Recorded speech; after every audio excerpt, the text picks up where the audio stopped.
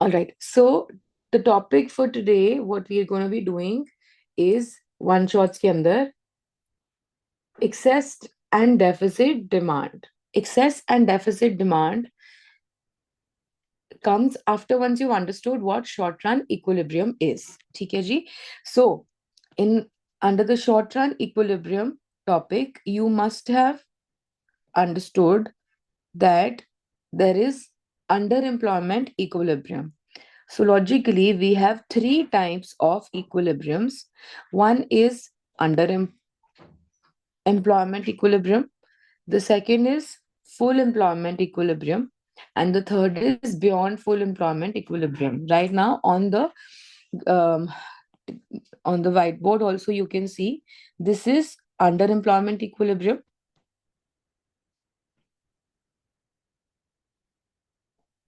This is my AD. This is my aggregate supply.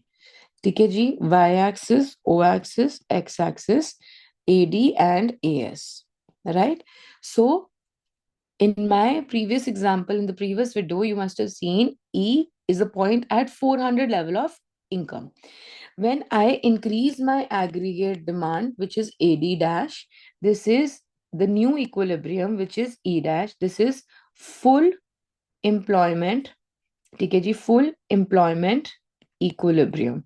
This is at as per the example I have done, ठीक है जी, that is income at full employment equilibrium. This income is underemployment equilibrium. And if furthermore I increase my aggregate demand to A double dash, it is what? It goes up to a new equilibrium level, E double dash, which is equilibrium Y2, which is beyond full employment equilibrium level of income. So YF level of income is full employment. Any point above that equilibrium is beyond full employment equilibrium, beyond full employment equilibrium, and any point below full employment equilibrium is your underemployment equilibrium. If you clearly understand these 3 points, this entire chapter of excess demand and deficit demand could be clear. How? See, first part is excess of demand. Okay, sorry for the spelling mistake. Excess of demand is when at full employment equilibrium is point से लेकर Y2 तक, as in from here to here. This income is my excess of demand, where from the point of full employment to the next level, we are at excess demand situation. Here, you cannot increase your income levels, you cannot increase your output levels, nor can you increase your output levels. What increases? The prices increase beyond this point, right? But on the contrary, I'm going to be using a different color. Okay, a point from here to here, right? Or income levels from YF to Y1. This is deficit deficit demand. Demand which is short on full employment level of equilibrium. Here, the income levels drop, output levels drop, employment levels drop, and so do the prices drop. Therefore, excess and deficit demand can also be represented and called inflationary and deflationary gap. So excess demand is also called inflationary gap, and deficit demand is also called deflationary gap. With one plain diagram, you can understand three levels of equilibrium: under, full, beyond. from the point of full employment equilibrium to beyond full employment, it is the excess of demand. Excess of demand results into inflationary gap. From full employment to underemployment equilibrium, the gap is deficit demand. You are deficit on demand, right? Results into a deflationary gap. Why? So in our syllabus, we talk from the which side? Sub demand side policies. Hence, AD बढ़ने की वजह से access of demand हो जाएगी, घटने की वजह से डेफिसिट हो जाएगी. This is what they both, we are not going to be talking about aggregate supply. We always, in this syllabus, we talk about the demand side effect. So why deficit? Because from full employment, how many level of income we can earn? 600, as per the example we did yesterday. Uske baad there is nothing to earn. There are 60 lakh people who can be employed. Everybody is employed at full employment level. So it beyond this point, people have demand, but there is no supply, because after 600 nothing can be supplied. Whereas, so it is called excess demand or inflationary gap. Whereas if 400 people are only employed, how much can be employed? 600. Should be 600. It is 400. People are demanding. There are people, 200 level is still yet to be approached. People haven't approached it. Hence, it is deficit demand. So, deflation or inflation both are not very good situations for any economy. Henceforth, in this case, if there are inflation or there is inflation or deflation, what we do, we tackle this problem with the help of the policies. So we have two policies. The first policy we have, which we already have done, is your monetary policy. Which policy? Monetary policy. Whereas the other policy is the fiscal policy.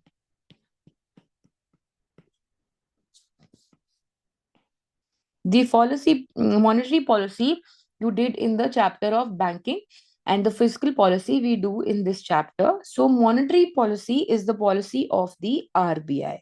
I'm giving you differences also. Many a times you're asked how to give on differences. And the fiscal policy is the policy of the government. The monetary policy is also called the credit control policy, whereas fiscal policy is also called the budgetary policy, right? Monetary policy has two measures. One is quantitative and the other is qualitative measures. You must have, if you remember, studied, what was it? Open market, sorry, we'll start with policy ratios, policy rates. Policy rates we had three. RR, इसको पहले bank rate लेते हैं. Bank rate, RR, RRR. Bank rate, reverse repo rate, and repo rate. Then the second you had is policy ratios, which was CRR and SLR. And the third, OMO, open market operations. Then on the other side, we had qualitative measures. One was marginal requirement. The second was rationing. And the third is moral suasion. Right? Now, on the next side, the budgetary policy. The budgetary policy, or you call it the fiscal policy, has mainly three, but we'll talk about four also. One is taxation. The government has the main tool, which is taxation, in their hand. Second tool which they have in their hand, the government which controls as per government budget, receipts, expenditures, taxation. Then we have expenditure, what the government can spend. And the third, borrowings.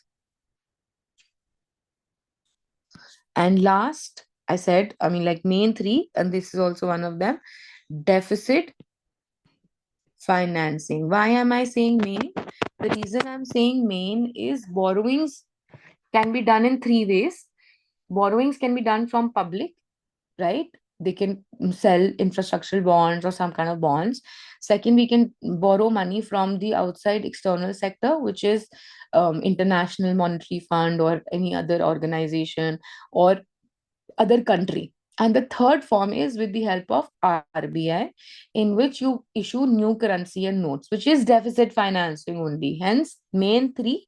Fourth, also, I'm putting it here. So this is the entire monetary and fiscal policy. So monetary policy is the policy of the RBI, and the fiscal policy is the policy of the government. So I've given you mostly three examples, 3 points of differences. I'll tell you one more difference if you get a question for 4 marks.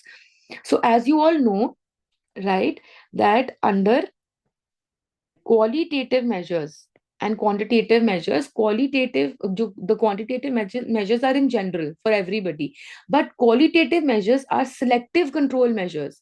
They are specially designed for specific sectors. So you can have one point of difference. Monetary policy is could be directed for specific control, as we can use qualitative measures, but budgetary policy is a general policy for all the sectors of an economy, whereas qualitative is for selective control. So this one difference also, fourth point, can be good use, right? So now, why did I draw this entire table? To make you understand that inflation and deflation, both not very good situations, and we need to correct that situation. So let's just think of economy having inflation. I am using a black colored pen for a situation of inflation. If the inflation in an economy is high, or there is inflation in the economy, that means money supply in the economy is high. Everybody has too much of money in the economy. They're spending like crazy. We need to control it, which means prices are going up. First, let's start with the fiscal policy. Too much money in the economy, we want to curb their liquidity. We want to soak their liquidity. We want to take money from there. I will increase my taxes, right? I am government, I will not make expenditure. Why? Because if I put more money into the economy by making roads, dams, bridges, I'm pouring more money. I want to withdraw it. Hence, expenditure I will reduce. ठीक है जी? Borrowings, I want to take money from there. I will sell more bonds or more uh, debt content from the government point of view, so that people buy my bonds and give me money and don't use too much of money. And deficit financing, which is printing of new currency notes by the RBI, I don't want to do, because there's already too much of money supply. Hence, I will reduce the deficit financing. On the other side, policy ratios, I don't want to people to use more money or take up more loans, because already there is too much of money with the people. Hence, I will increase my bank rate. Why? If I increase, I am who? RBI. If I increase my bank rate, lesser borrowings will be provided to the commercial banks. Henceforth, lesser money will be provided to the public, right? Same with RR, repo rate. I will increase my repo rate, so I give lesser loans to commercial banks. They will give further lesser loans to public. I don't want to give them loans. Again, I will increase RRR, reverse repo rate. This is when commercial banks are providing loans or providing the surplus fund to the RBI, right? So RBI says, I will only give you attractive rates of interest, and you can earn money from me rather than you give loans to public. So they increase it, right? Because I don't want to give loans to credit to people, because they already have extra purchasing power. Money supply is high, right? I will increase my CRR, cash reserve ratio. It will increase. Why it will increase? Because don't want people to take more loans. Again, same with SLR. They both go in the same direction. I want more money to be kept by the banks, soaking their liquidity, lesser money going out to public. OMO, open market operation. This is buying and selling of securities. So when I want that people should not get more money, I want to soak their liquidity. I want their money coming to the RBI or the government. So I will sell them securities. When I sell them securities, my bonds go to them and their money comes to me. I'm the RBI. So I sell securities, right? Then marginal requirement. I don't want to give them loans. I will increase my marginal requirement so that it is difficult for them to take up loan by giving extra collateral security on the increased marginal requirement, right? Rationing. I will put rationing on people. And lastly, moral suasion. I will persuade. I am who? RBI. Persuade the commercial banks. Don't give more loans to public. They already have money supply. So I will persuade them, right? On the contrary, if I have deflation in the economy, the case is of deflation. Deflation. That is, there is less money supply in the economy. People don't have money. मंदी चल रही है, पैसा नहीं है लोगों के पास. जब ऑलरेडी पैसा नहीं है, तो भाई टैक्सेशन कम कर दो ताकि लोगों के पास एक्स्ट्रा पैसा बन जाए. अगर मैं टैक्स में 1 लाख रुपए कमाती हूँ, if I am earning 1 lakh and उसमें से टैक्स अर्लियर वॉज 30%, मेरे पास कितना बचा? 70,000.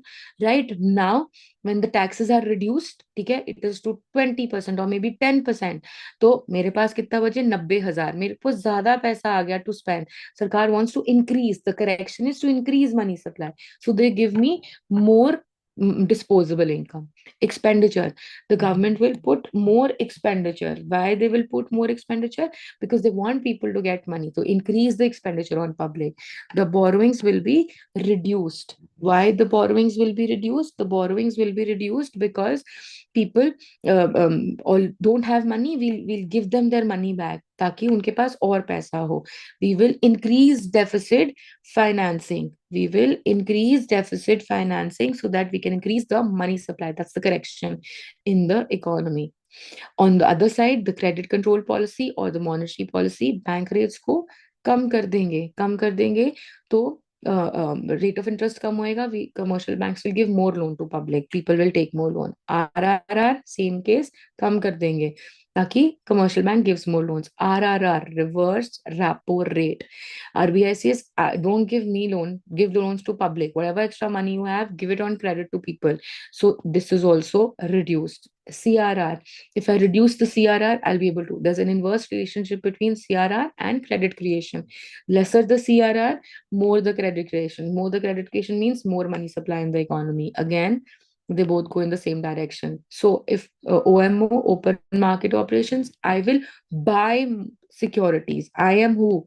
Buy back word हमेशा लिखना, that helps you learn it. Buy back means I am earning back. ठीक है जी. I am getting my bond and I'm giving them back money because I want to increase the money supply. Right उसके बाद marginal requirement को decrease कर देंगे. Rationing को withdraw कर लेंगे. क्या है word? Withdraw. And I'll have stricter, but I will not have moral suasion. I will not persuade. I will tell them, go and do whatever you want to. Go and sell, go and give loans, do whatever. I'm not going to stopping them. Right? So this is the entire monetary and fiscal policy, guys. 3 points of differences I've told you. One could be it is RBI's policy, government's policy, credit control, budgetary policy, measures you can write down the third point, and the fourth I told you, selective control wala. So differences on the short, you should know when to increase, when to decrease in case of inflation or inflation. So this is all about this. And about this tomorrow, we'll be doing the next topic, which is government budget. All right. So